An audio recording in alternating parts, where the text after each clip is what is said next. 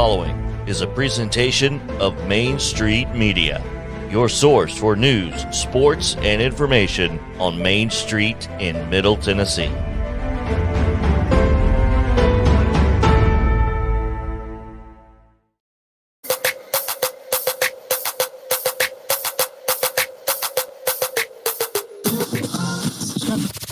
From preps to pros and everything in between, it's Southern Middle Tennessee Sports Today.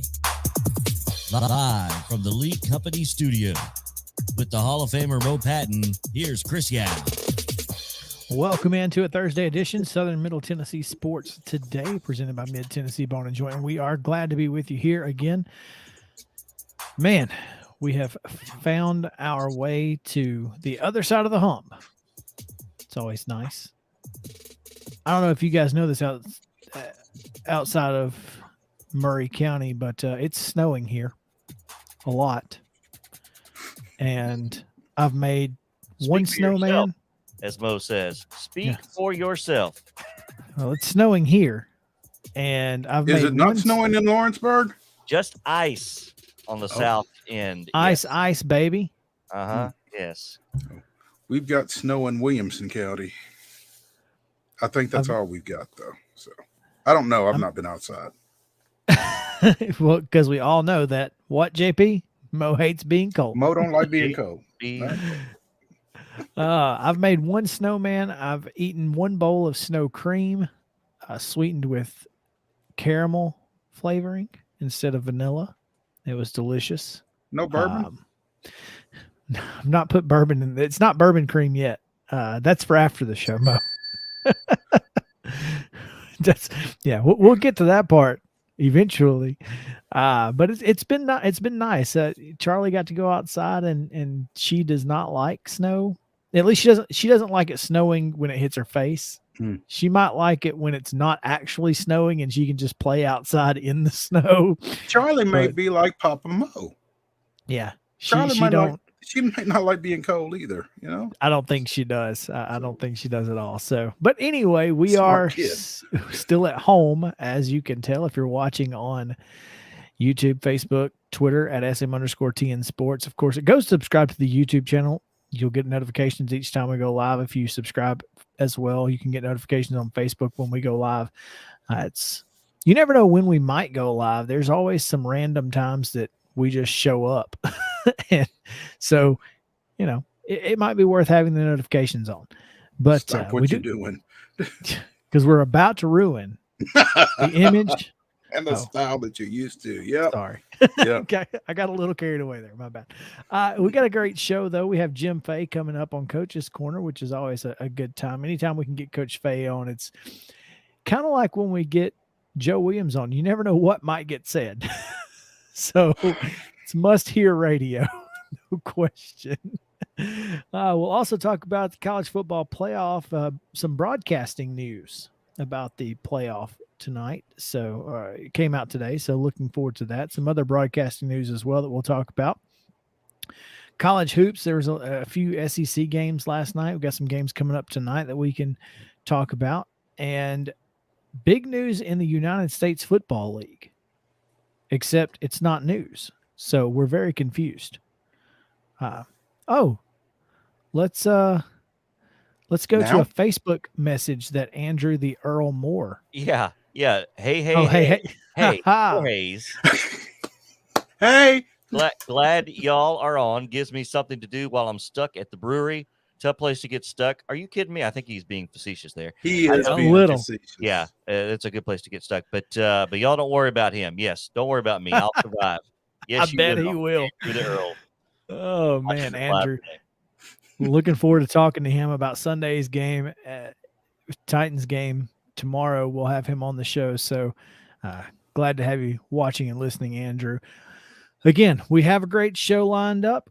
Big USFL news that came down today, but we don't know if it's completely official or not, apparently. So should be interesting. We'll talk about it. And of course, we have a fantastic special guest today. I told you about it yesterday, but it is confirmed.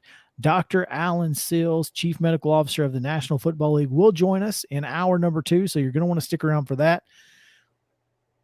We've got a few top stories to get to, Mo, but before we do that, we have a short rundown today because we don't have any high school stuff to talk about. So let's go ahead and give you what we can from yesterday's results, today's schedule on the rundown. This is the rundown. Let's do it. Hey, you said it was short. Brought to you by Barry B. Coble with Crest Point Wealth Management. Barry B. Coble with Crest Point Wealth Management offers personalized wealth management strategies for clients based on where you are in your financial journey. Go see Barry at Crest Point Wealth Management at 700 North Main Street in Columbia. Securities offered through registered representatives of Cambridge Investment Research Incorporated, a broker-dealer member of FINRA SIPC. Advisory services offered through Cambridge Investment Research Advisors Incorporated, a registered investment advisor. Crest Point Wealth Management and Cambridge are not affiliated. We'll give her that one. Merry Christmas, Mary. I guess we will. Barry. Merry Christmas. Wednesday, junior college basketball action. Columbia State men went on the road and took a 58-49 loss over at Dyersburg State. The women's game was not played. SEC men's basketball action. Alabama goes to Gainesville, gets an 83-70 victory over Florida. Tennessee struggled, did not lead until the first possession of overtime. Somehow defeated visiting Ole Miss 66-60. Excuse me. Tonight's schedule, the Grizzlies host the Detroit Pistons at 7 p.m. in Memphis. As I told you yesterday with Pete Weber, the Nashville Predators on the road at the Los Angeles Kings. It's a 9:30 puck drop. Stay up late for that one. And in NCAA women's action tonight at 5 o'clock on ESPN Plus, you can catch SEMO at Belmont. At 5:30 on the SEC Network, it's the 25th ranked Texas A&M Lady Aggies at the 7th ranked Lady Vols. And at 7:30 p.m. on SEC Network, following that, Vanderbilt hosts Arkansas. In NCAA men's basketball action, specifically in the Ohio Valley Conference, UT Martin visits Gentry Center to take on host Tennessee State. That's a 6 o'clock start on ESPN News. At 7 o'clock on ESPN Plus, Southeast Missouri State plays at Belmont. And at 7 o'clock tonight, MTSU's men play at Rice in Conference USA play. Yeah, and that's going to do it for the rundown.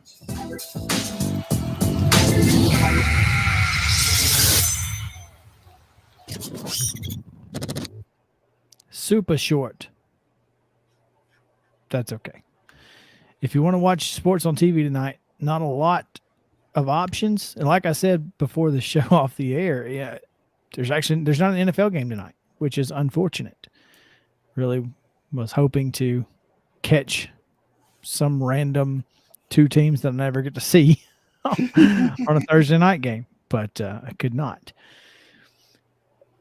So we have some semi-sports news in our top stories. And I think this is a good chance to promo Behind the Call with Maurice Patton, because we want you to understand that officials are in fact human beings, and perhaps Jeremy Faison, House Representative, let's see, where is he the representative for? Over in East Tennessee somewhere. District 11 out of Cosby, apparently lost his temper for the first time in his entire life, he's basically said. And that never happens, huh? Yeah, no, he's never lost his temper. Walks out onto the basketball court of his child's basketball game, points a finger in the referee's face, and then as he's walking out, tries to grab an official's britches and pants him. And boy, that's something. Why? I mean, who does that? I've never seen. I mean, I've seen people try to fight officials, but I've never seen that particular type of incident with a high school official. Absolutely crazy. Or any other. I mean, Well, at the higher levels, you have some security, but even at the our level that we officiate, Mo. I mean, if somebody tried to pants us, I think it would just be the most. I would just turn around and laugh and be like, "What? That's What are all. you doing?" Yeah. What would possess you to do that? Why would? If you're going to do something to an official, why would that be what you were going to do? That's the question. Yeah, I don't get it. Maybe some of our interview subjects on Behind the Call can tell us some of the most amazing things that have happened to them during a game. I don't think being pantsed would be among them, though. But we do have the second Behind the Call podcast up with Charles Watkins, Nashville resident, who has officiated at some of the highest levels of college basketball and softball as well. Very well versed and diverse official, Charles Watkins, again on the current Behind the Call podcast that's available wherever fine podcasts are sold. So be sure and check that out. Yeah, absolutely. It's always fun to get to talk to those guys. Next, Mo, on our list, the New York Times announced they have purchased The Athletic for $550 million. Not The Atlantic, The Athletic. Big difference. You need to understand. The Athletic is, we've had David Ubben on this show. We've had Jason Kersey just recently. Joe Rexrode. Joe Rexrode works with The Athletic. We've had a lot of folks from The Athletic join our show, and both subscribers to said website. It's one of the only things that I subscribe to nationally. I mean, I subscribe to some local stuff. I still subscribe to the Daily Memphian for, some state news over there and that sort of thing. But that's one of the only national things that I subscribe to. And I hope that this enhances what we get from them and doesn't get a little, doesn't get too crazy with the paywalls, because New York Times can get wild with their paywalls.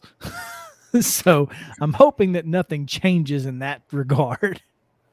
Yeah, they do some really fantastic stuff on a national level, like you said. They and it saves you from having to subscribe to a bunch of different media outlets to get the same type information, and they do a great job with it. I mean, during baseball season, David O'Brien with the Braves is pretty much our go-to guy, and so everything out of Atlanta, both in baseball, Jeff Schultz, all of that stuff, it's great stuff. And so hopefully, like you said, they will continue to perform at that level and continue to provide that access that we've grown used to over the life of the Athletic, not the Atlantic. So it's a very important distinction, man. They do such a good job, and I hope, I feel like that's going to continue. I know they just hired Ken Rosenthal from MLB, so that didn't take long. Well, Rosenthal was relieved of his duties by the MLB network and then quickly snatched up by the Athletic. But yeah, I mean, that's the level of coverage you're going to get. You're going to get the best of the best. I mean, these are guys who have been doing this for, a long time, who have the real and true relationships with these owners, GMs, players. It's nice to have that. So it really is. It's been very enjoyable. It's some of the best money journalistically that I've spent. So the Antonio Brown saga continues. It's weird. It's wild. Should have been on Wild and Wacky yesterday, I guess. I don't know what to make of it at this point. At one time I thought he was telling the truth, and now, heck if I know, man. So anyway, we've got better things to talk about, including handing out some hardware on the other side of the break. And we'll talk to Jim Fay, Coach's Corner. So Stick around. Southern Middle Tennessee Sports Today will return to the Lee Company studio after these messages from our Mid-Tennessee Bone and Joint treats your orthopedic injuries and existing conditions. Our trained physicians will get you back in the game faster. Contact us at 931-381-2663 or www.mtbj.net. Fast Stop Markets is a full-service, family-owned convenience store chain located in 14 locations throughout Middle and West Tennessee.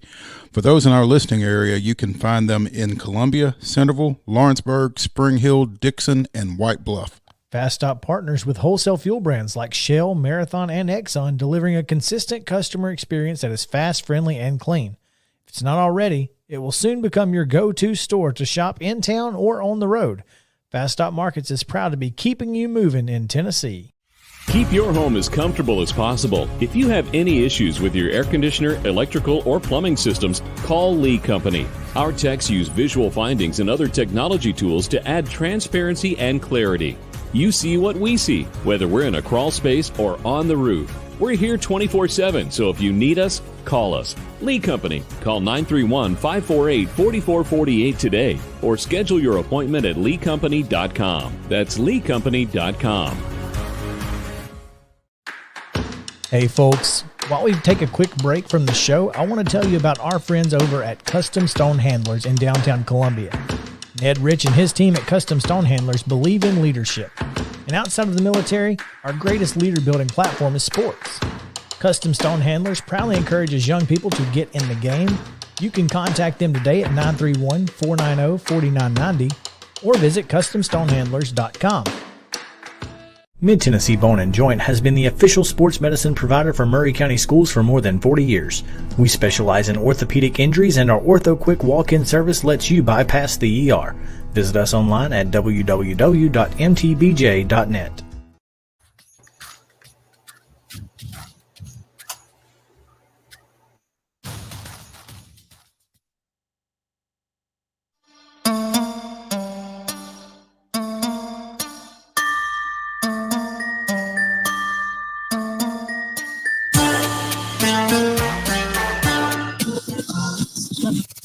Local sports talk you'll only find here.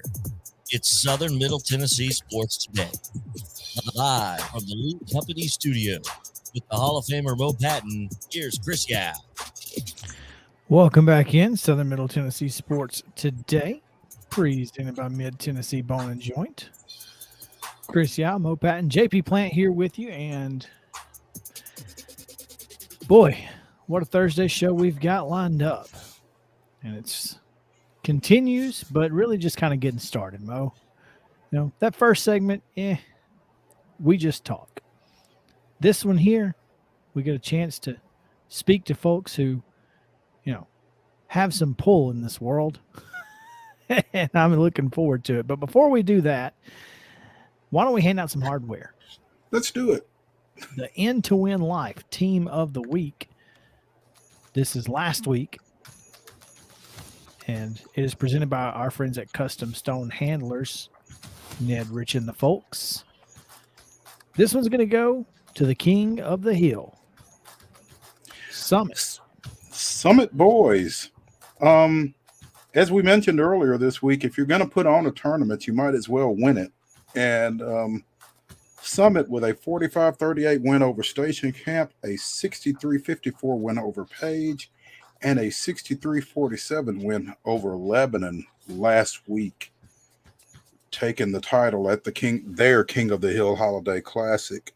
And that Lebanon win, no small feat. I think Lebanon had won 15 straight or so coming into that game. So big win for the Spartans, improved to 7-7 on the year with that victory, I think. So nice little stretch for the Spartans. And I guess we're going to talk a little bit more to the architect of that tournament victory here in the architect of that tournament here in just a second. But yeah, congratulations to the Spartans.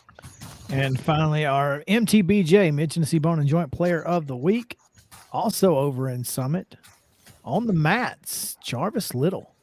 I guess it should really be Wrestler of the Week this week, or Athlete of the Week. But yeah, the The Summit sophomore went 8-0 on the mat, won 4 matches, picked up a couple of pins at the Wilco Super Duels over in Franklin. Then he won the 120-pound championship at the Mayor Garston Battle for Independence tournament at Indy, again with a couple of pins in that one as well. So Jarvis Little Summit's 120-pounder, the MTBJ Player of the Week for the week of December 27th through January 2nd.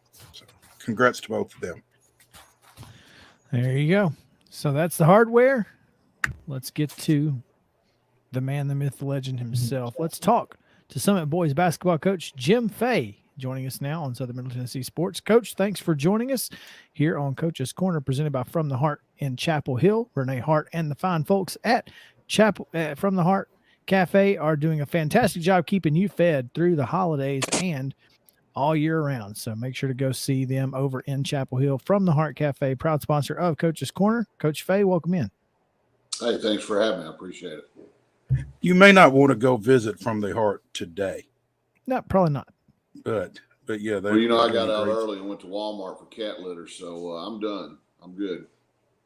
Well, I just happened to see a picture on Facebook since we got started. It looks like you are taking advantage of the snow day, doing a little remodeling.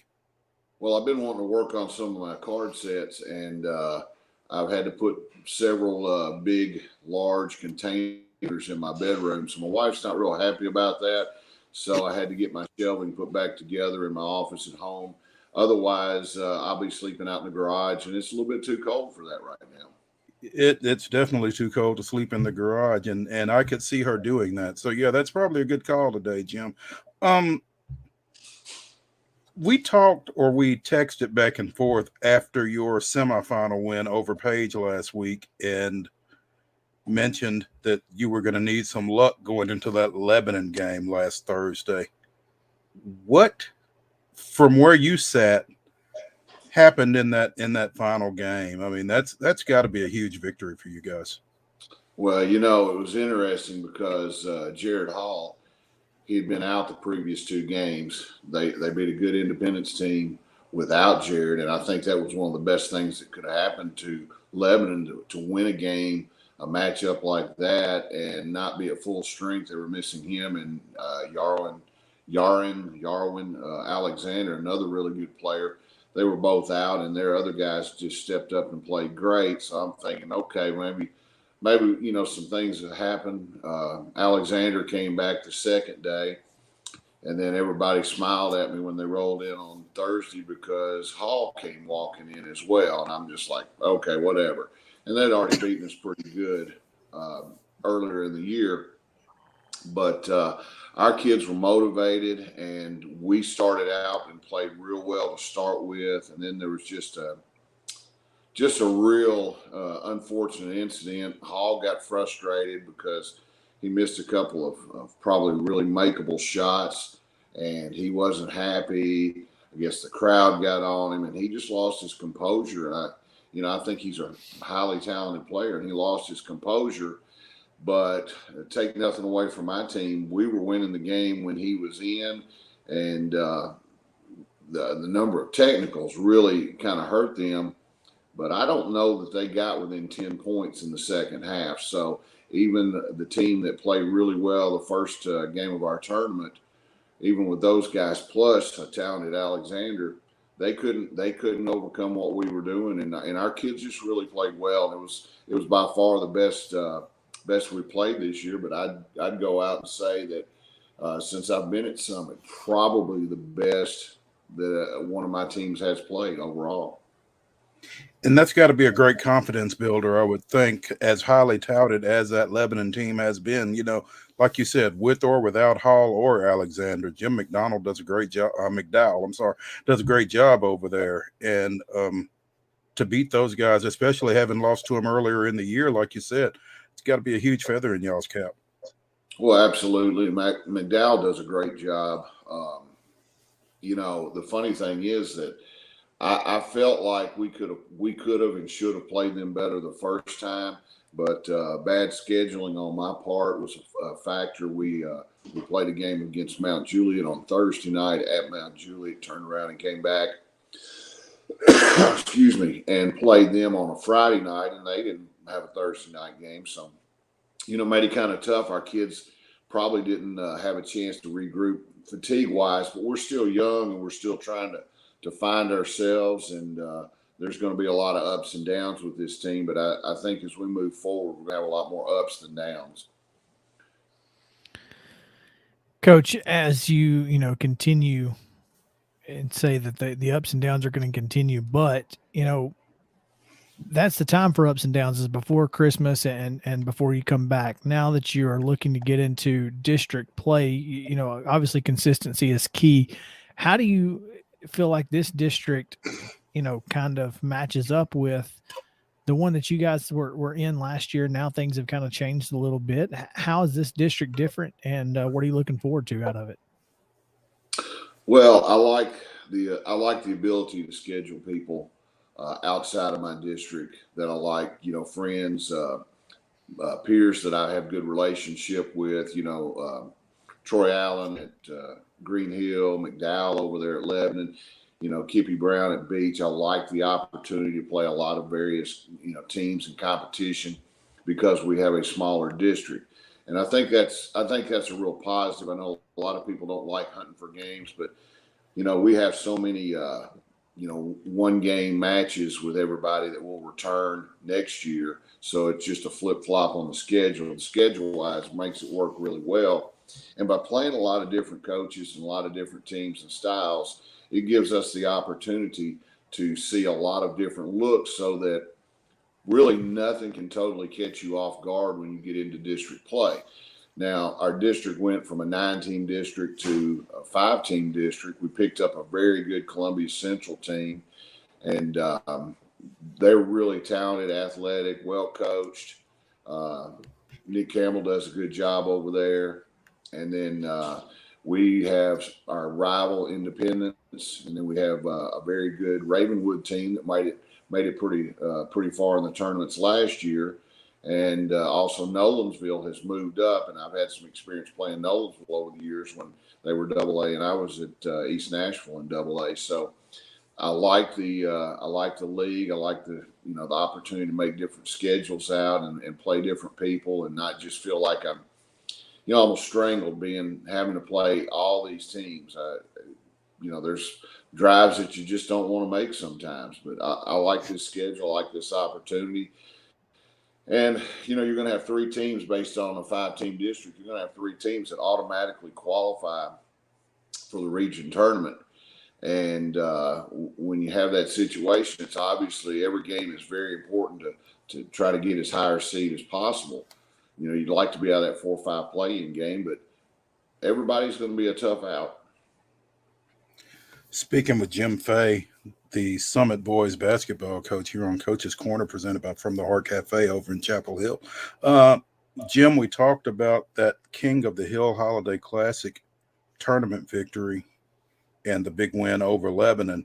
Then you come back out earlier this week and you drop a tough one to visiting Franklin. And I know that's not the way you would have wanted to build on that momentum. Supposed to play Independence tomorrow night. Any word on that one yet, given the weather situation? Yeah, we're looking right now at possibly rescheduling for Saturday night if that works. But that's just a possibility. That's a thought. If not, we'll have to look at next week or the week after possibly, because obviously it's a big game. It's a big rivalry game. Everybody in this area.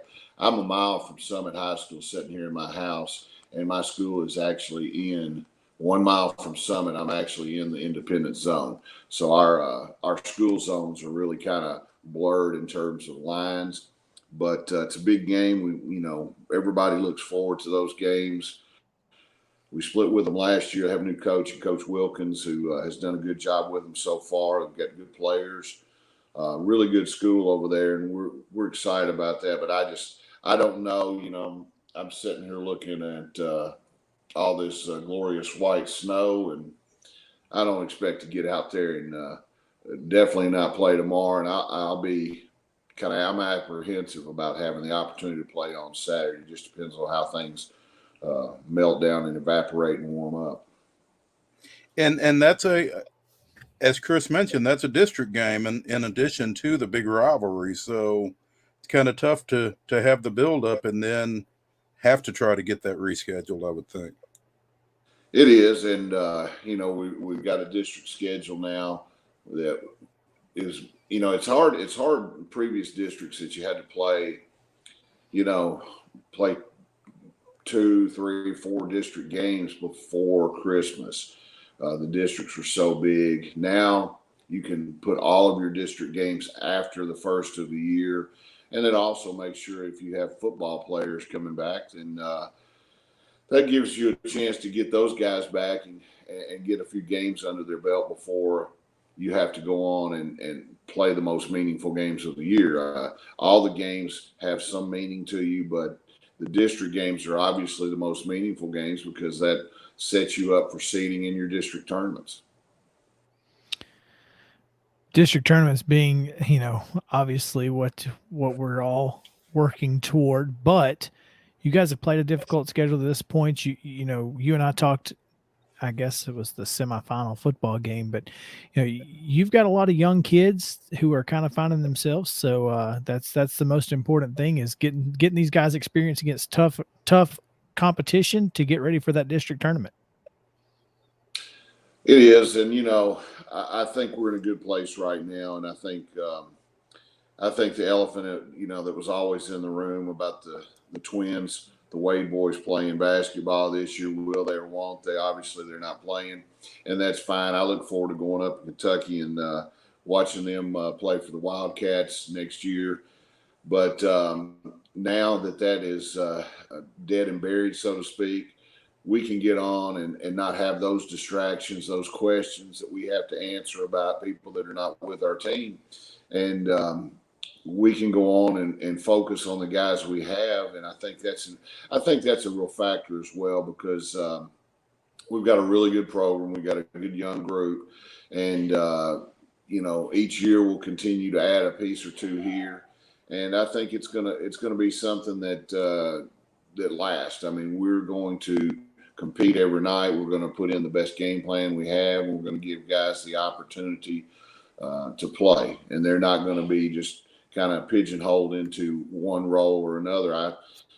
My offense is fair game, so I think that helps a lot. But now we've got 3 football players that came back, and those guys are getting their legs under them and starting to work for us, and they've helped us with depth as well. So we've got a lot of positives going right now.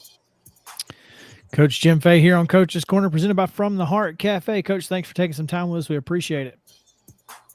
Appreciate it, guys. Thank you for having me. All right. When we come back, we'll talk a little college football, basketball. I don't know. We'll figure it out when we come back. Stick around. See what it is.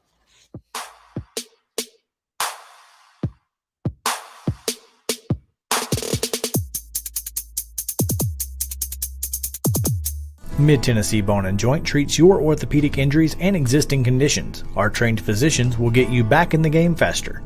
Contact us at 931-381-2663 or www.mtbj.net. Fast Stop Markets is a full-service, family-owned convenience store chain located in 14 locations throughout Middle and West Tennessee.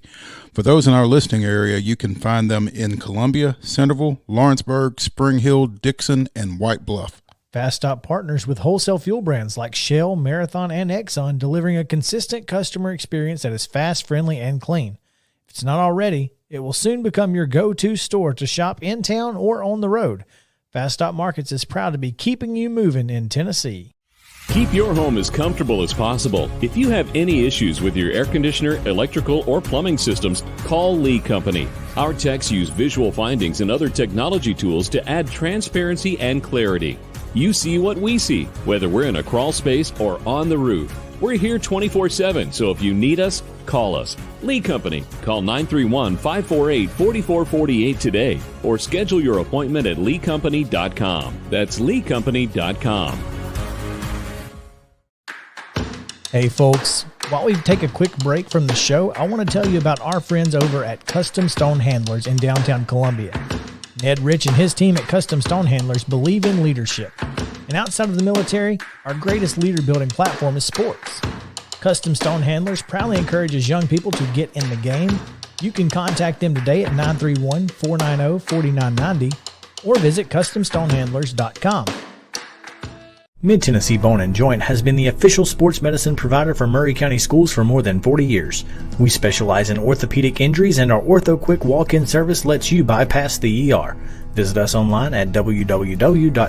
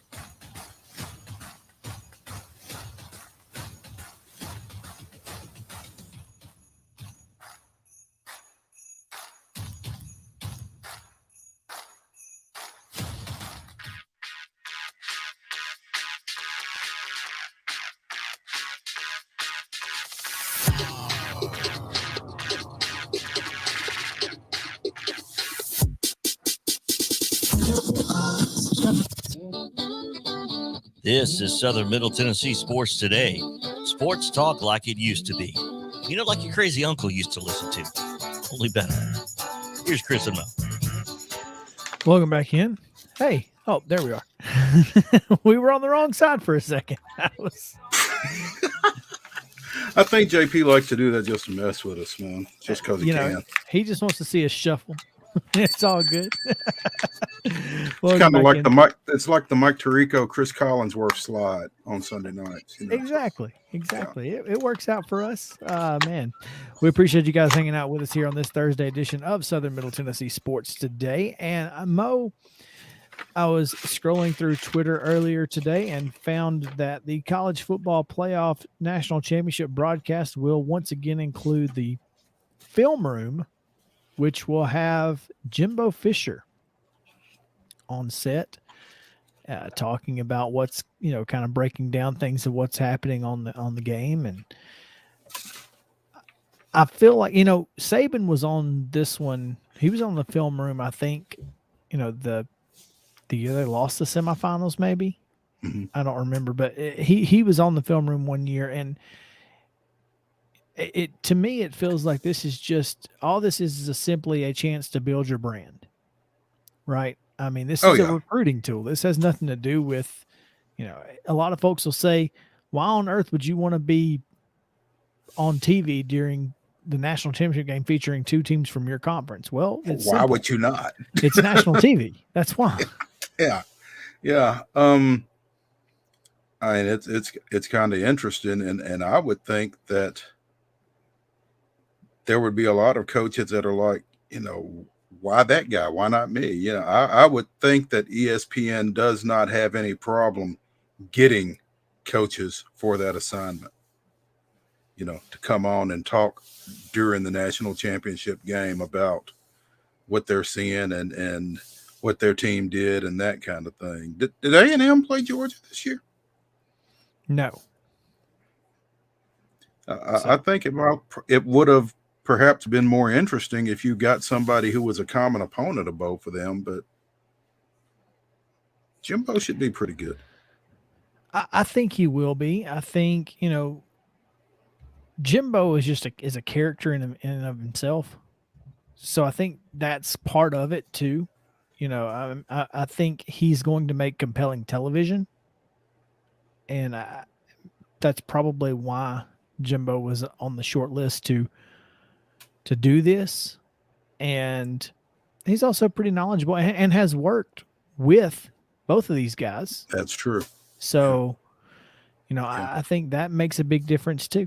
So I think it's going to be a lot of fun to watch. Georgia and Alabama's 4 common opponents were Arkansas, Auburn, Florida, and Tennessee. And I'm sure Sam Pittman would be interesting in a different kind of way. But yeah, I think Jimbo is a good call given that info there. So should be interesting. Also, the other broadcast that you'll have the hometown broadcast where you can hear local radio broadcasts synced up with the video. That's what my dad and I watched during the Cincinnati game. We love Eli Gold, so I mean that's what's what not to we're love. gonna It's watch. Eli Gold. Yeah, I mean that's what we're gonna watch probably. Also, they keep a camera like affixed to Saban, so I think that's kind of unique, and you always get to see something funny when I'm sure. Yeah. when he's involved in that. So I'm just. I mean, would you guys rather watch? I guess it's going to be Fowler, right? Fowler, Herbstreit, and Holly Rowe. I would think. And apparently Molly McGrath too. That's typically what I watch. I typically just watch the regular broadcast, but I'm not into all the bells and whistles, the extra stuff, but it's not bad. I'm sure I might check it out just to see what it sounds like. Georgia radio includes Scott Howard, Eric Zier, DJ Shockley. That's interesting. Did you? And so it is, and one of the things that I guess I watched the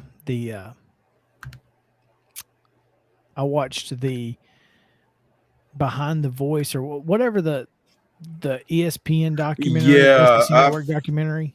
I've heard about that, and I've heard a lot of good things about it. I need to go back and look at it. Hopefully you really it's available should. somewhere. Yeah, it's on ESPN Plus. I mean, you can find it, and it's really neat. Just when you, I guess the nostalgia of it all. Mm-hmm. Obviously, there's a lot of talk about John Ward, a lot of talk about Jim Fife, John Forney, and then a lot about the new guys. The guys who have kind of made a name for themselves as well. So, I'm sure there's some talk about Jack Crystal from down in Mississippi State as well, and Neil Price is actually on this broadcast to talk, or that show talking about him, and that's pretty cool. Obviously, Rapid in Maroon and White was a fantastic catchphrase.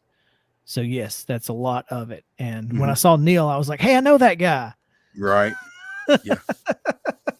So it's really cool to hear those radio broadcasts. Eli Gold. It was unique to me because obviously when I was really young when Eli took over for John Forney. So I didn't realize that Eli got like some pretty threatening letters when he first took over because he's a New Yorker. I mean, this is a guy who had no ties to the university. It was just very weird. So it's unique. And that's why I like listening to, and now you can't think of Alabama football without thinking of Touchdown Alabama. That second A has its own syllable. And so it's unique. It's fun. And I like to listen to that one, but yes, the dynamic of, those quote new broadcasters taking over for those old guys. I mean, like you said, I'm sure that Bob Kessling has a million stories about his reception as being the guy after John Ward. And it's been an experience, I'm sure. I don't hate Kessling. I listen to Kessling, especially when I'm on the road. I mean, I guess it's just different, right? I mean, it's people struggle with change, especially when you associate a specific voice, to your memories of watching or listening to college football. Oh yeah. Back then, I mean, back when those guys were doing it and it was their heyday, radio was what you got most of the time because not every game was on television. Few games were on television. I mean, yeah, you might get 4 or 5 tops, in the 80s, and now you can watch as many as you want every week. So, I don't know. I probably wouldn't get all upset over whoever took over for whoever. Literally, I don't know who the most. I guess Eli's probably the longest tenured voice in the SEC at this point. At this point, I would think, yeah. So, yeah. Anyway, I wanted to get to this as well because you had mentioned something on Twitter about getting A-Rod off of the Sunday night telecast, and I'm all for it, especially if he's on a completely different channel. I will definitely not be tuning in, but I'm all for A-Rod getting a Manning cast style broadcast where he has guests on during the game and, quote, breaks down what's happening on the field. Again, if this keeps him off of the broadcast that I'm listening to, let's do it. I'm sign me up. Yes, this is a great idea. Do that. Best idea you guys have had in a while. Do that. Yeah. It's kind of like I used to say when I was covering NCAA women's basketball. The great thing about being at a tournament site that Mark Jones was at was that I didn't have to hear him. There you go. Yeah. So. And A-Rod is just, it's not that he's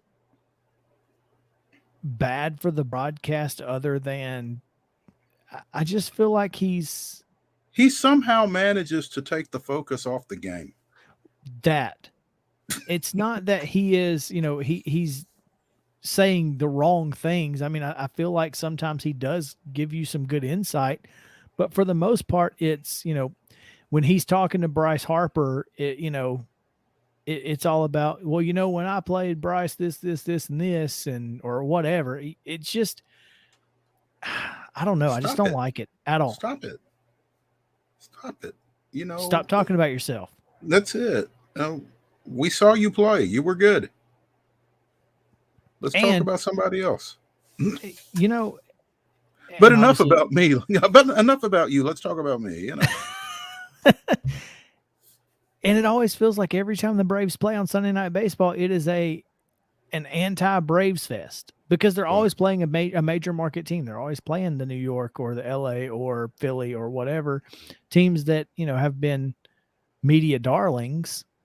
And it's never a Braves guy. It's never, Freddie on the broadcast or anybody else for that matter. It's never. And the thing, and it's usually the Braves winning. How do you get to be a media darling? Because it's not winning, apparently. Clearly. The Braves have won 4 straight division titles, and yet still about everybody else in the East but them. It's all about the Mets right now. I don't know. I watched the Manning cast, and I think it's unique. But once they stopped they stopped watching the game and started talking to everybody and their mom on the show, and it just, to me, I don't want to watch a football game while I'm trying to listen to an interview.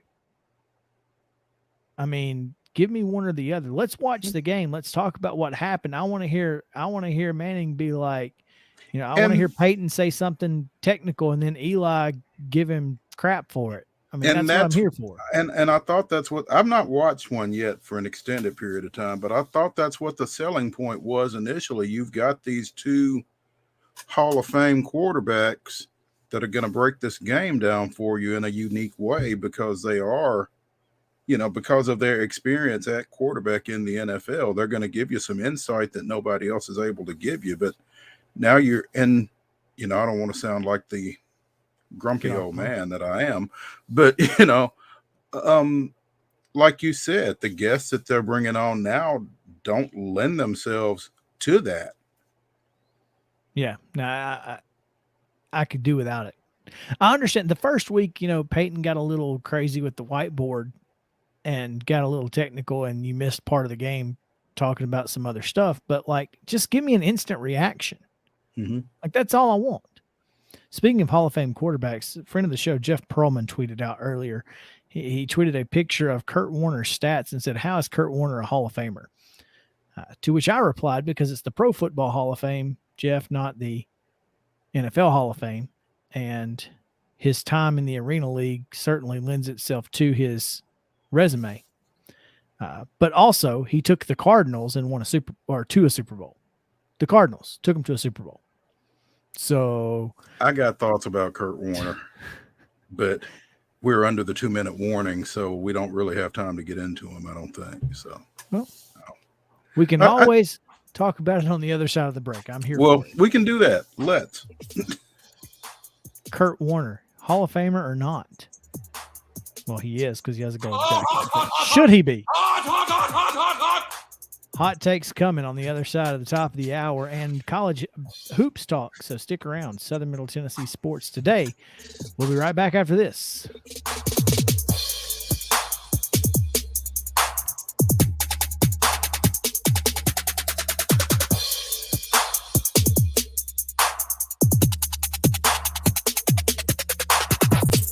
Mid-Tennessee Bone and Joint treats your orthopedic injuries and existing conditions. Our trained physicians will get you back in the game faster. Contact us at 931-381-2663 or www.mtbj.net. Fast Stop Markets is a full-service, family-owned convenience store chain located in 14 locations throughout Middle and West Tennessee. For those in our listening area, you can find them in Columbia, Centerville, Lawrenceburg, Spring Hill, Dixon, and White Bluff. Fast Stop partners with wholesale fuel brands like Shell, Marathon, and Exxon, delivering a consistent customer experience that is fast, friendly, and clean. If it's not already, it will soon become your go-to store to shop in town or on the road. Fast Stop Markets is proud to be keeping you moving in Tennessee. Keep your home as comfortable as possible. If you have any issues with your air conditioner, electrical, or plumbing systems, call Lee Company. Our techs use visual findings and other technology tools to add transparency and clarity. You see what we see, whether we're in a crawl space or on the roof. We're here 24/7, so if you need us, call us. Lee Company. Call 931-548-4448 today or schedule your appointment at leecompany.com. That's leecompany.com. Hey folks, while we take a quick break from the show, I want to tell you about our friends over at Custom Stone Handlers in downtown Columbia. Ned Rich and his team at Custom Stone Handlers believe in leadership. And outside of the military, our greatest leader-building platform is sports. Custom Stone Handlers proudly encourages young people to get in the game. You can contact them today at 931-490-4990 or visit CustomStonehandlers.com. Mid-Tennessee Bone and Joint has been the official sports medicine provider for Murray County Schools for more than 40 years. We specialize in orthopedic injuries, and our Ortho Quick walk-in service lets you bypass the ER. Visit us online at www.mtbj.net.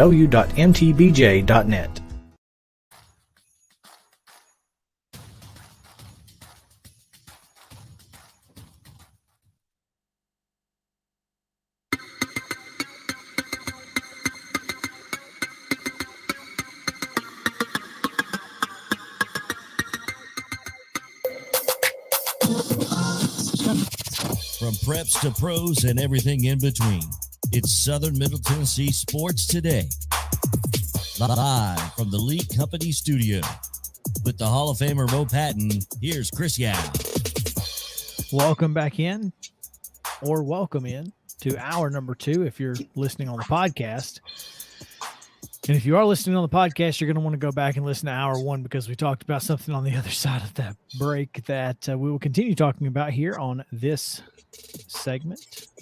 So looking forward to it because I'm genuinely curious about Mo's thoughts on this. So on the other side of the break, I basically said that Jeff Perlman, friend of the show, asked how in the world Kurt Warner was considered a Hall of Fame quarterback and earned a gold jacket. And again, my response to Jeff was that, well, it's the Pro Football Hall of Fame, and you have to take into account the Arena Football League stats because it's the second longest running American Professional Football League of all time. So, of course, it's now gone, but it still lasted over 30 years. So, we got to take that into consideration. That being said, his work in the NFL was still very good as a leader and as a quarterback to some degree. I mean, obviously he had some great weapons around him. But Mo says he has thoughts. I've got and thoughts. Apparently we've got a hot take incoming. So let's hear it. I don't know that it's necessarily a hot take. My thing is Kurt Warner's first year as a starter in the National Football League was 1999, the year that, they were the greatest show on turf and they went and won the Super Bowl, defeating the Tennessee Titans. He got into the lineup because Trent Green suffered a concussion that wouldn't allow him to play.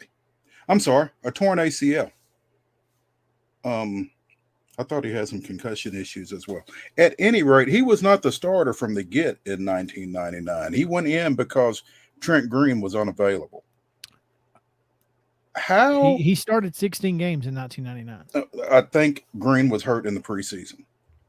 Okay. But he wasn't supposed to be the starter. Correct. Trent Green was supposed to be the guy for them. How, if this guy was so great, how did they not realize it until Trent Green got hurt? I mean, you've got these great offensive minds. Dick Vermeil's the head coach. Mike Martz was the offensive coordinator at the time. And this guy was a second stringer. Well, same thing with Tom Brady. Well, I was just going to say, how was Tom Brady not thought to be the starter in New England? I mean, you could ask that question as well. A guy that came in because of an injury and went on to be the best quarterback ever. I guess my question in that situation is, Kurt Warner stepped into the 1999 team that included Marshall Faulk and also had Torrey Holt. And also had Isaac Bruce. Mm-hmm. Well, the 98 team had Crow. Isaac. Well, both of those guys were on the 98 team. So I'm excluding them from this particular part of it, because Holt and Faulk were not on the 98 team that went like 2-14. Okay. So would Trent Green have led that team to a Super Bowl? We'll never know. No, I don't think he could have, but there's that. I guess if you just go over, what the first 3 years of Kurt's career as a starter, went 13-3, obviously won the Super Bowl. 8-3 the next year. I guess he got hurt. And then 14-2 in 2001 before losing to Tom Brady. And after that, he was injured for quite a few years until coming back and playing for the Giants for 1 year, and then in Arizona, what he did there in his final year, 10-5 with the Super Bowl loss to the Pittsburgh Steelers. I mean, 67-49 overall as a starter in the National Football League. 208 touchdowns to 128 picks. 260 yards per game and a 93.7 career QB rating. 93.7 is pretty good. But I can understand where you would think that, Kurt Warner is kind of a game manager. I'm looking at Warner's Wikipedia right now, and in 2000, apparently he broke his hand in the middle of the season, but Trent Green filled in ably, and the Warner-Green duo led the Rams to their highest team passing yard total in NFL history with 5,232 net yards. I mean, maybe Trent Green could have done what Warner did in 99. I don't know. I'm not saying Marshall Faulk was the star of that show. Yeah. I mean, it's just kind of baffling to me, and it's been baffling for me for over 20 years. I mean, I was fortunate enough to be on the coverage team for that Super Bowl, and that was one of the questions that I had even then. I mean, how did you not know about this guy until Green got hurt if he's all this? It's just interesting. I think a lot of that, Mo, and this very well may be my, my shortcoming coming through in this question or this answer, but I think a lot of it is people look down on the Arena Football League. Period. If you played in the Arena Football League, you aren't anything special, and you're not good enough for the NFL, no matter what. But the thing is, the Arena Football League, from a quarterback standpoint in particular, is as much as good a preparation for it as anything, just because everything is so compressed and everything is so understand quick. that. You understand that. I don't think that a lot of people, general people, I'm not necessarily talking about GMs and head coaches here. I think a lot of people still believe that it's just not good enough. If that's where you are, then that's as good as you are. You're a minor leaguer. Mm-hmm. And Warner's helped change that a little bit, but also the game changed at that time. The game flipped from, a lot of the Barry Sanders and the Natron Means and Jerome Bettis's of the world to the style of play that Dan Marino was playing. It was kind of aired out, and the quarterback became a much more valuable position in the late 90s, early 2000s, and that was part of it. So I think he's a Pro Football Hall of Famer because of his body of work in the NFL Europe. He was a champion. He was an Arena Bowl champion. He was a two-time Super Bowl one-time Super Bowl champion, three-time Super Bowl participant. So I think that's good enough. Well, and again, my reaction wasn't to the whether or not he's a Hall of Famer. I mean, clearly he is. He's in, and you can have that same conversation about whether or not someone is deserving on a lot of folks. I just, no doubt. The way that he evolved into even being in the conversation has just always kind of struck me as interesting. So no hot take. Yeah. No. I think it's fair. It's a fair question to ask. Absolutely. We were supposed to talk about college basketball in this segment, so let's do that real quick. Because I feel like your take on this and your tweet was, Tennessee lost a game they didn't deserve to lose in Tuscaloosa, and they won a game last night they didn't deserve to win in Thompson Bowling Arena. So, and we talked yesterday with Chris Lee about this. Ole Miss is not a very good basketball team, right? They are not a very good basketball team, and UT made them look like a Final Four participant last night. UT played like trash. They played as poorly there as they did in New York.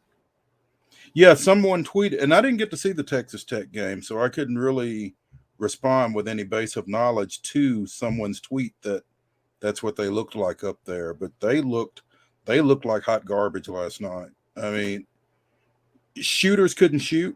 I mean, even your guys that are supposed to be shooters, like Justin Powell, couldn't buy a basket. I mean, Vescovi couldn't hit anything until the last 5 minutes of regulation. They just looked, I don't know, out of sync, maybe. I don't know. Yeah. They turned it over. They had about 6 shot clock violations, probably. I mean, didn't score the first 4 minutes. Yeah. I mean, you were in a media timeout, and before they scored. And yeah, I mean, the under 16 came and went, and they still hadn't scored yet to open the game. Chris, it was 11-0. It was 11-0 before they scored. They had 2 points at the under 10 mark. My goodness, that's insane. Yeah, and they've got to figure it out, because their next 5 games, as you can see on the screen, they're at LSU. Then they come back home for South Carolina. Then they go to Kentucky and come to Nashville to Memorial before getting LSU at home. Those 5 games right there outside of South Carolina, those are tough. Yeah. You got to figure it out. Maybe they were overlooking Ole Miss, looking ahead to LSU. I mean, that'll get you beat. It will, in and fact. It should have gotten them beat last night. Yeah.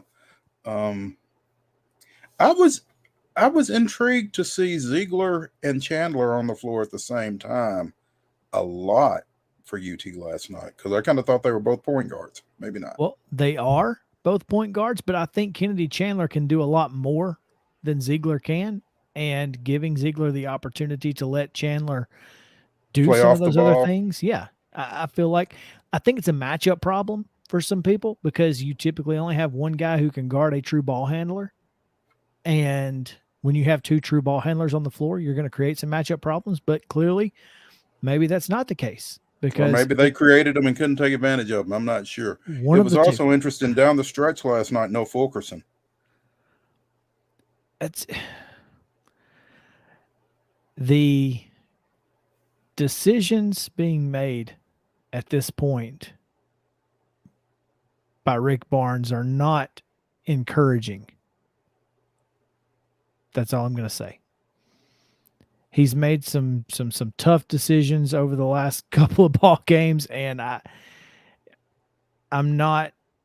don't feel like he's got a feel for this team yet. And maybe he doesn't. Maybe he doesn't. Maybe he's just trying to figure it out, because again, it doesn't matter as long as you get in.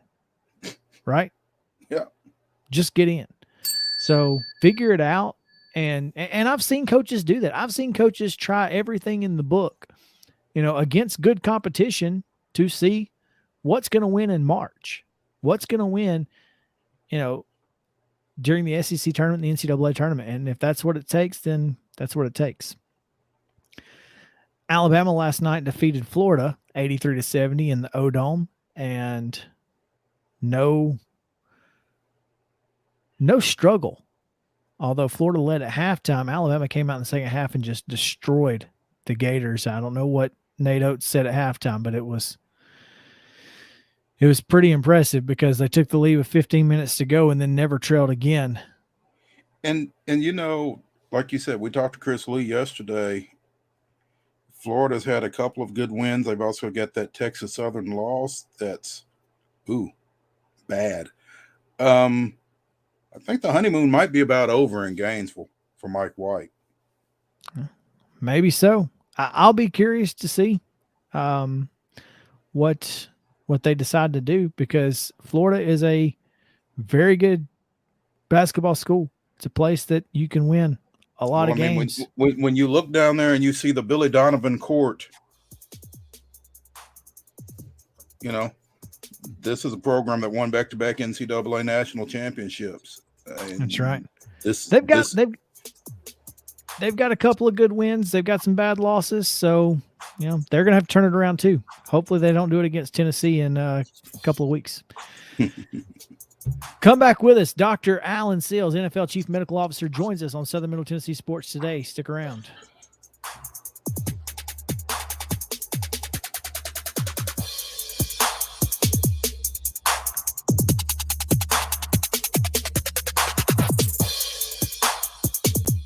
Mid-Tennessee Bone and Joint treats your orthopedic injuries and existing conditions. Our trained physicians will get you back in the game faster.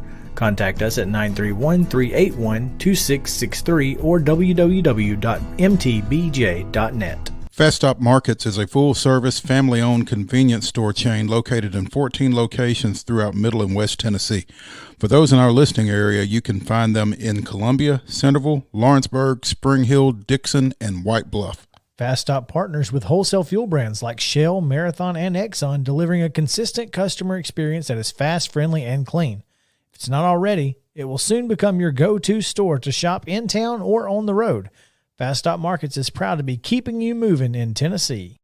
Keep your home as comfortable as possible. If you have any issues with your air conditioner, electrical, or plumbing systems, call Lee Company. Our techs use visual findings and other technology tools to add transparency and clarity.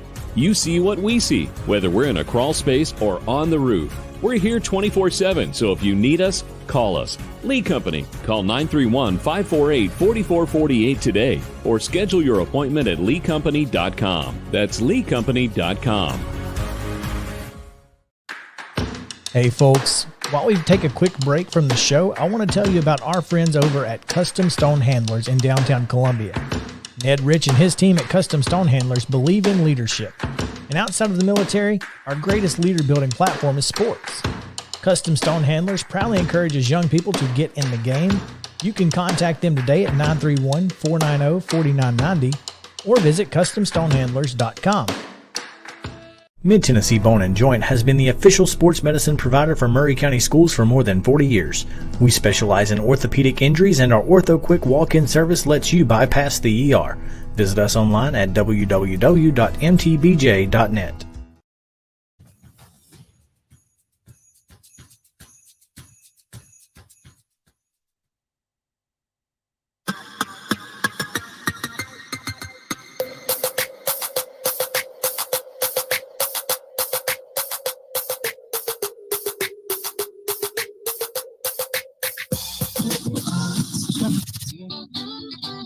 This is Southern Middle Tennessee Sports Today. Sports talk like it used to be. You know, like your crazy uncle used to listen to. Only better. Here's Chris and Mo. Welcome back in Southern Middle Tennessee Sports Today, presented by Mid-Tennessee Bone & Joint. You know, I don't know how many times my crazy uncle listened to sports talk shows that have a guest quite as unique as this one, Mo, and I'm looking forward to this conversation that we are about to have, especially as we are in the midst of one of the most surging variants of COVID since this thing started. So, you know, when I brought this idea up to you, and it was essentially because I just didn't know what was going on. I didn't know what was happening, what was going to happen. And obviously that's kind of been exactly the way we felt for the last, 2 years almost to this point. It's a fluid situation. And so I'm really excited that we were able to procure a guest of this magnitude. And Mo, I will let you do the honors since, you guys go way back. We do go way back. Joining us here on Southern Middle Tennessee Sports Today is Dr. Alan Sills, the Chief Medical Officer of the National Football League. And it's a pleasure to be able to get you on, Dr. Sills. And I'll tell folks that Alan and I served together on the board of directors of the Franklin Baseball Club for quite some time. And this guy is disgustingly proficient in a number of areas. Let me just say that. But to be able to draw on your expertise in your professional capacity, Dr. Sills, is really a feather in the cap for our show. And so we appreciate you taking some time with us this afternoon. Hey, thanks for having me. It's great to see you guys, and excited to be with you. It's always good to be with home folks. I'm based out of Nashville, so I enjoy getting the chance to visit with local folks. Well, we certainly appreciate you taking the time. I know you're busy, and we've kind of had to bump some things around in order to get you on with your schedule. And as the NFL goes into its final week of regular season play, obviously a lot going on from the coronavirus standpoint. And as Chris said, really been a fluid situation for you guys all year and the last 2 years. Really challenging, I would say. It has been, but I think that one of the things that the NFL prides itself on, is just resiliency, and of course that's a big part of football. Is how do you deal with adversity? How do you suddenly adapt to circumstances you didn't expect? And obviously, illness and injury have been part of the game for a long, long time. So while it's been incredibly challenging, we've had, I think, a terrific partnership with our clubs. All 32 of our clubs have a dedicated medical staff. They've all got what we call an infection control officer that kind of helps coordinate everything COVID.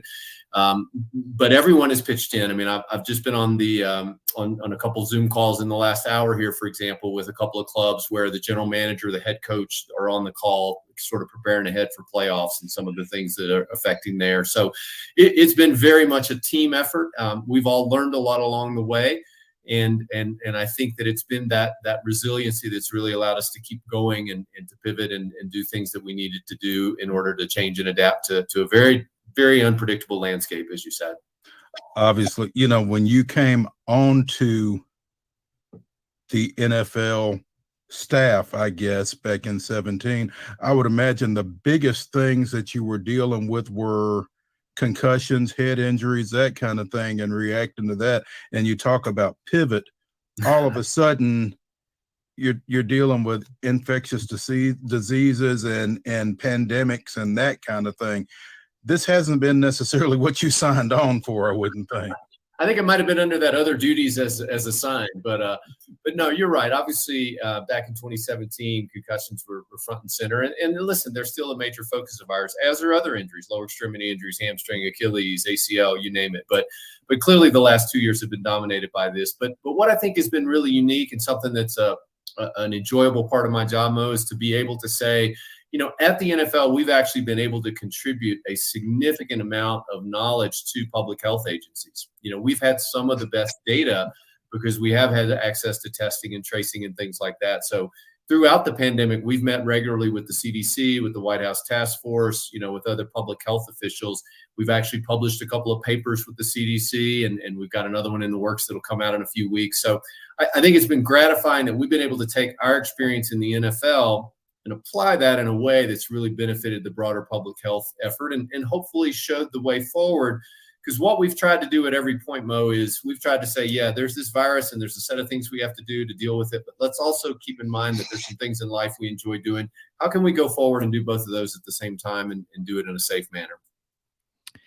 It's interesting that you mentioned that, Dr. Sills, because yesterday the Associated Press put out a story quoting Brian McCarthy saying that, the NFL has every intention of playing Super Bowl 56 as scheduled in SoFi Stadium in Los Angeles on Sunday, February 13th. And I feel like you guys are making every effort you can to make sure that happens. How important is it to make that date?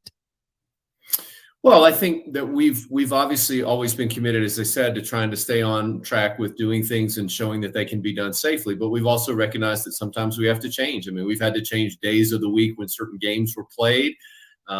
We've certainly had to change our protocols and things like that. And one of the things that you guys may not be aware of that I learned quickly about the NFL is there's always contingency planning. So every single weekend, and this is pre-COVID, every single weekend, there are stadiums that are prepared to host games if there was suddenly a natural disaster or some other reason that a stadium couldn't host a game. So there's always tremendous planning for these contingencies and backup plans in place. One of the other things I would emphasize is these aren't decisions we make in isolation as a league. We don't just sort of put our head down and say, well, this is what the NFL is going to do. There's a lot of communication with public health authorities. I mean, we've met multiple times with the Los Angeles County Public Health Authorities, with the state of California, the governor's office. So it's a collaborative effort again, where we want to make sure that we're good partners and that we're supporting the public health effort there. Alan, you had previously worked with your alma mater, Mississippi State, in a advisory medical capacity, I guess. What's the difference in that work and this work? I would imagine it's to the 10th power in terms of intensity and detail and that kind of thing. Well, I think when you think about the NFL and pro sports in general, and obviously there are just so many more resources that become available to you. And I think one of the things, again, that people may not be aware of is how much research we do. Since I've been there, we've spent over $300 million around medical-based research. And that research covers everything from better helmets and better cleats to how we can adjust the rules of the game to make things safer, to basic science mechanisms behind some of the diseases, to COVID, to mental health. I mean, it really covers that spectrum. So it's gratifying to get a chance to work with so many smart and talented people. But at the end of the day, it's really still always about that relationship as a doctor or trainer and a player. And that's really no different than local high school football, let's say, for example, or to the collegiate or the NFL level. There are just a lot more people in the stands and a lot more cameras that are broadcasting the game at our level. But it's still the essence of trying to keep athletes healthy, help them pursue the dreams that they want to do, and to make them as available as possible. That part's really the same at all levels. And again, that's where I think the NFL can have a big impact on some of these other levels by some of the things that we're finding out and what our research is showing. Could you do this if you weren't a football fan? I think it'd be really hard. I've been a football fan my entire life, and I still remember going to NFL. NFL used to play 6 preseason games. A lot of people don't remember that, but there would be preseason games down in Mississippi where I grew up, and we would go and watch the Saints play in preseason. And I remember that as a 4 or 5 year old kid. So I've been a football and really a sports fan my entire life. And so I think having an interest and an understanding and an appreciation mode for all the positive things that sports and team sports in particular bring to us makes the job easier. Speaking with Dr. Alan Sills, Chief Medical Officer of the NFL here on Southern Middle Tennessee Sports Today. And Dr. Sills, when I first asked for us to reach out to you, it was because we had no idea what was going to happen as far as, COVID. The Omicron had just kind of really taken hold, and there were just a few people you were seeing, being held out for COVID protocols. Now, just about every team has somebody on the COVID list. And as we saw last week, you guys made some changes pretty quickly in the protocols to go from 10 days to 5 days and that sort of thing. And I think other leagues are taking note of that as well. Do you see you guys as kind of the leaders in this, or is it just because you just happen to have that data that quickly? Well, I do think that there's a leadership role that the league has sort of by default. I mean, it's the most popular sport in America, and it's most watched by everyone. And so one of the other things I've learned about the league is our media cycle is 24 hours a day, and it's 365 days a year. So everything we do is going to have a ripple effect. But what we've tried to do with our protocols is really follow what we see as in our own data and also what the public health guidance is. And as I said earlier, we have regular conversations with CDC, with the White House Task Force, with others, so that we're apprised of those decisions and what goes into them. And then we look very critically at our own data. We have a lot of experts that we work with. We work with our NFL Players Association. So our protocols have changed multiple times. And when we do see something that's different, then we will obviously respond to that. And I would just share with you guys, Omicron is almost like a whole new disease. I mean, it's behaved very differently than previous iterations have of the virus. And so it really required us to go back and augment some things based on what we were seeing in our data. And it hit the league very hard, just like it's hitting our country. It's almost like a tidal wave that washed in. And we saw overnight really a conversion from all of our cases being the Delta variant to being this Omicron variant. So because of that, we had to sort of pivot and respond to it. And I think that the steps we've taken have amplified and echoed what the public health authorities are doing. Certainly interesting. I feel like the way that you guys have handled this has been very fluid, but also you guys have handled it exactly the way it needs to be handled. And I'm very proud of the way the NFL has taken a stand in this situation, because without you guys, I really feel like, we could still be back in 2020 days. So there's that. Do you feel this is going to be something that we have to deal with for the foreseeable future, or is it just taking it day by day? Well, I'm sort of a fan of Yogi Berra's theory on this, and he said it's really tough to make predictions, especially about the future. And I think that we've certainly seen that be correct with regard to this virus. But most all upper respiratory viruses, which is what this is, eventually reach this endemic state in the population, which just means that you've got a lot of people with immunity.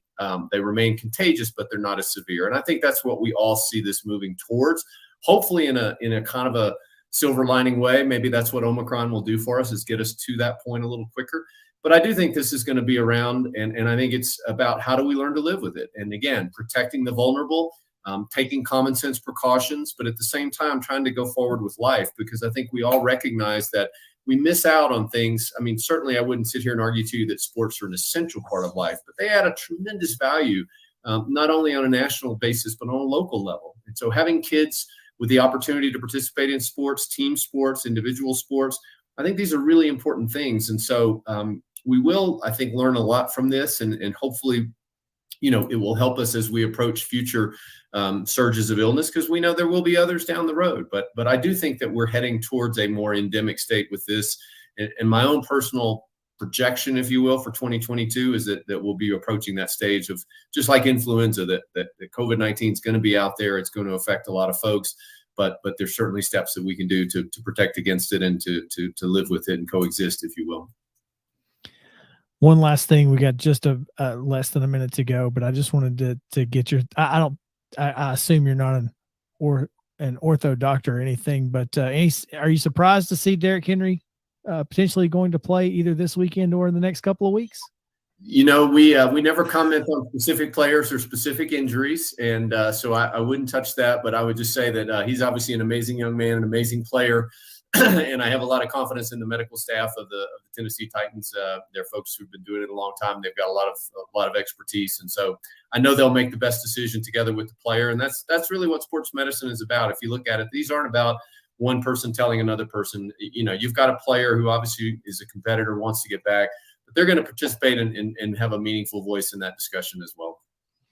Dr. Alan Sills, Chief Medical Officer of the National Football League here on Southern Middle Tennessee Sports Today. Thank you so much for taking some time with us. It's been very enlightening, and we are so excited to have had you on. We appreciate it. Hey, thanks, guys. All the best. When we come back, we have more to talk about, Mo. We've got a lot going on, including we've got NFL, college football, all kinds of great stuff. So stick around. Southern Middle Tennessee Sports Today will return to the Lee Company studio right after this. Mid-Tennessee Bone and Joint treats your orthopedic injuries and existing conditions. Our trained physicians will get you back in the game faster. Contact us at 931-381-2663 or www.mtbj.net. Fast Stop Markets is a full-service, family-owned convenience store chain located in 14 locations throughout Middle and West Tennessee. For those in our listening area, you can find them in Columbia, Centerville, Lawrenceburg, Spring Hill, Dixon, and White Bluff. Fast Stop partners with wholesale fuel brands like Shell, Marathon, and Exxon, delivering a consistent customer experience that is fast, friendly, and clean. If it's not already, it will soon become your go-to store to shop in town or on the road. Fast Stop Markets is proud to be keeping you moving in Tennessee. Keep your home as comfortable as possible. If you have any issues with your air conditioner, electrical, or plumbing systems, call Lee Company. Our techs use visual findings and other technology tools to add transparency and clarity. You see what we see, whether we're in a crawl space or on the roof. We're here 24/7, so if you need us, call us. Lee Company. Call 931-548-4448 today or schedule your appointment at leecompany.com. That's leecompany.com. Hey folks, while we take a quick break from the show, I want to tell you about our friends over at Custom Stone Handlers in downtown Columbia. Ned Rich and his team at Custom Stone Handlers believe in leadership. And outside of the military, our greatest leader building platform is sports. Custom Stone Handlers proudly encourages young people to get in the game. You can contact them today at 931-490-4990 or visit CustomStonehandlers.com. Mid-Tennessee Bone and Joint has been the official sports medicine provider for Maury County Schools for more than 40 years. We specialize in orthopedic injuries, and our Ortho Quick walk-in service lets you bypass the ER. Visit us online at www.mtbj.net.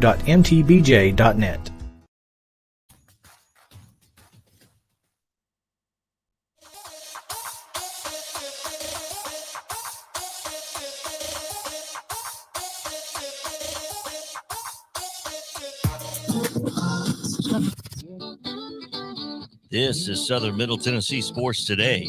Sports talk like it used to be. Like your crazy uncle used to listen to. Only better. Here's Chris and Mo. Welcome back in Southern Middle Tennessee Sports Today. Quick wardrobe change for me in that last segment.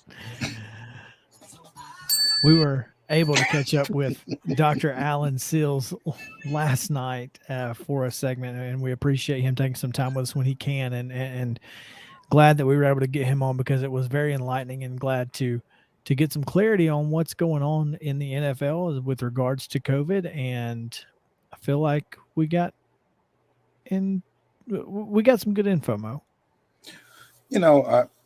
It was interesting to me just to kind of hear the process of how they go about, gathering their information. I mean, it wasn't necessarily a surprise, the people that they are interacting with as they make their decisions and that kind of thing. It was just kind of interesting to hear it from someone, not someone that's speculating at what the NFL is doing, but someone who is involved in what the NFL is doing. And so I thought that was really cool, and I thought it was a really good get for us, to be honest.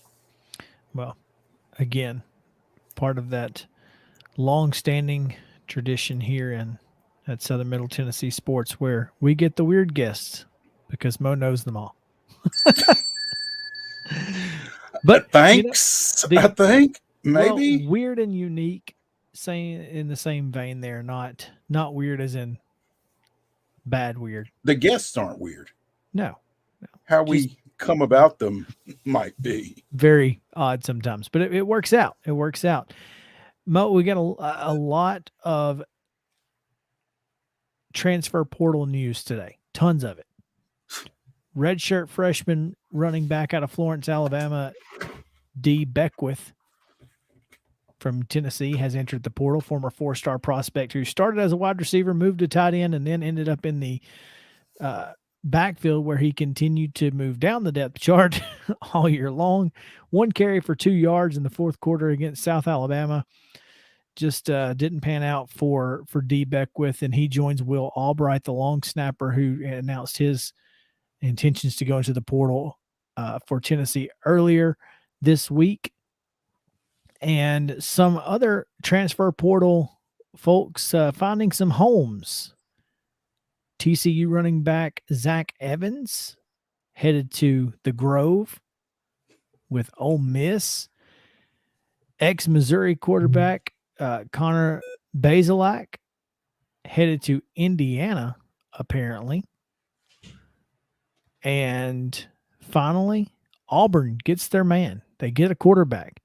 Zach Calzada, former Texas A&M quarterback and winner of that thriller over Alabama, comes to the Plains from Texas A&M. That's the biggest news of this. I feel like Calzada instantly becomes a starter down there, and he's already got a win over Auburn's biggest rival. And he's got 3 years of eligibility. Correct. I think that's the second biggest thing. Like you said, the biggest thing is he's already got a win over your biggest rival. But the second biggest thing is you get him for 3 years. So that's a pretty good get for Brian Harsin and the program down there. I mean, that's probably about as good as you could do in replacing Bo Nix, I would think. Isn't it?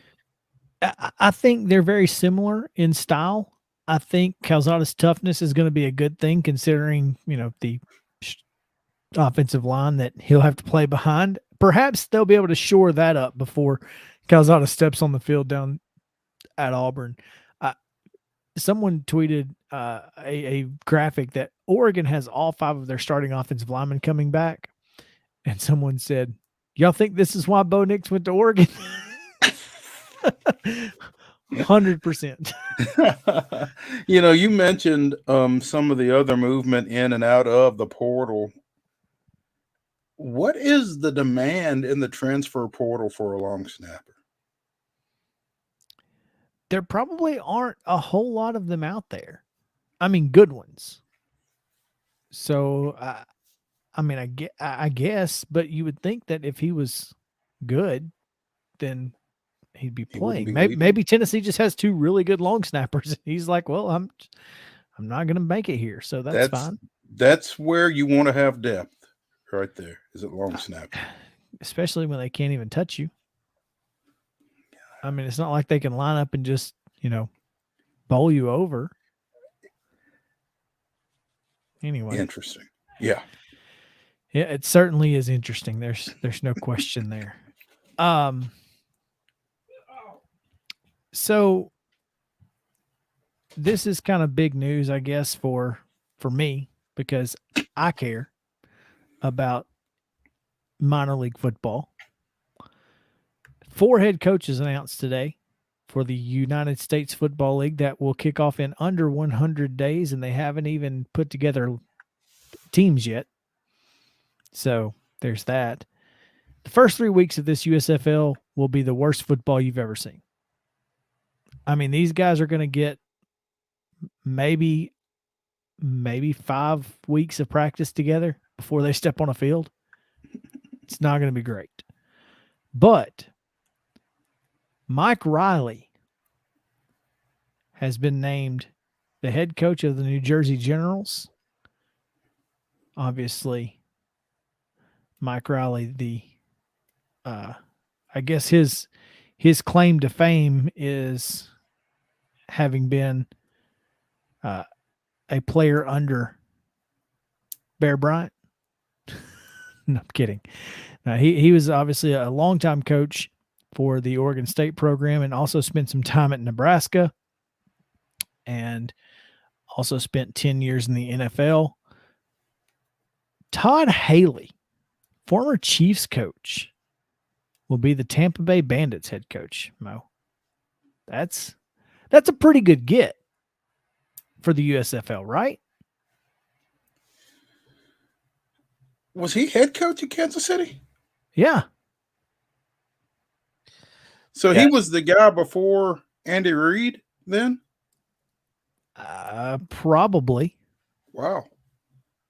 I remember him as offensive coordinator at Pittsburgh, I think. I did not realize he had been in Kansas City as a head coach. There is a reason, guys, why he's not in the NFL anymore. So, I mean, yeah, to your point, though, Chris, I mean, name-wise, yes. Yeah.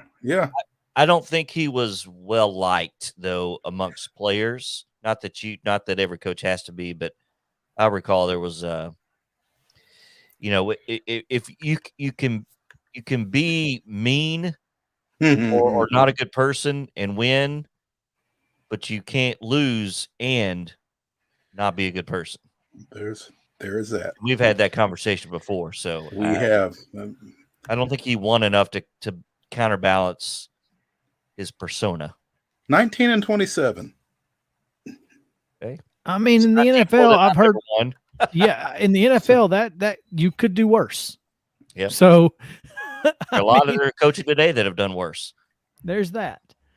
And Houston, headed back to Texas, is Kevin Sumlin. Where's he been, by the way? After Arizona? Yeah. Chilling, I guess. Waiting for this? Chilling with, I think, an 8-figure buyout at Arizona. So good for him. Yeah. Good gig. He didn't have to coach. He didn't coach. I mean, no reason. I think that's a huge win for the USFL too. I mean, obviously, you want pro guys, but these are still guys coming out of college, and if coaches can coach, so I'll be curious to see if Johnny Manziel ends up in the draft pool, though. And then finally, a little Middle Tennessee connection, Mo. Bart Andrus, longtime head coach in the NFL, Europe, and CFL, and former Titans assistant. Yeah. It's interesting because I don't recognize that name. But he spent time on the Titans staff during the Super Bowl run, and he was Toronto Argonauts. I'm curious if he'll end up bringing Chris Jones down. He was Offensive assistant quarterbacks coach in 97 for the Tennessee Oilers. Same thing in 98. Quarterbacks coach in 99, which I don't know how you coach Steve McNair, but sure. He was an offensive assistant for the Titans again in 08 and spent time also with the Rams in 13. So there you go. 63-year-old Bart Andrus. That doesn't matter. Heck, what? Saban's almost 70. So, yeah. Some rumors flying around that Gene Chizik will be the Birmingham head coach. That's unfortunate for Birmingham. Don't you? Unless Cam Newton comes with him. Don't you just instantly lose half your fan base with that hire? Right? I don't understand that. How do you just don't? JP, what is that? That sounds terrible. Sorry about that, guys. What was that? That was scary. I was very scared. Yeah, you lose. I don't know if you lose half your fan base. I don't think it's that big of a deal, but it is, kind of curious. I don't know why you would hire an Auburn guy, but again, the Steel Dogs did it when they hired Bobby Humphrey. It just doesn't make a lot of sense. You're alienating half the fan base, and at least this guy's a former coach. I mean, Bobby had never coached before, as opposed to Bobby Humphrey. Is that what you're saying? So at least there's that. Then again, he also tweeted that it's not a done deal yet, though most people are saying it's all but done. So anyway, yeah. So there you go. Philadelphia Stars get Bart Andrus, and Tampa Bay with Todd Haley, Kevin Sumlin in Houston. So should be fun. The USFL, their draft is going to be next early February, either late January, early February, maybe right after the Super Bowl. And then they'll start practice and they'll kick off this spring in a bubble in Birmingham, as all of the games we played in Birmingham. So that should be unique in and of itself as well, much like the Spring League did. So, but then they'll move to their own cities and that sort of thing. So there's that. There was something else about the USFL that I had seen the other day that I thought was really interesting and unique. I can't remember exactly what it was, but this league is certainly going to be, I guess, different from the NFL, obviously, but I think they're going to try to be, I know what it was. They're going to allow anyone who wants to get an education through like an online school. They're going to pay for the education. So it's free tuition with like those online schools you see commercials for. Mm-hmm. So you can get free tuition and get your degree from those schools. And I'm curious if that was my thought, was Big Baller Brand.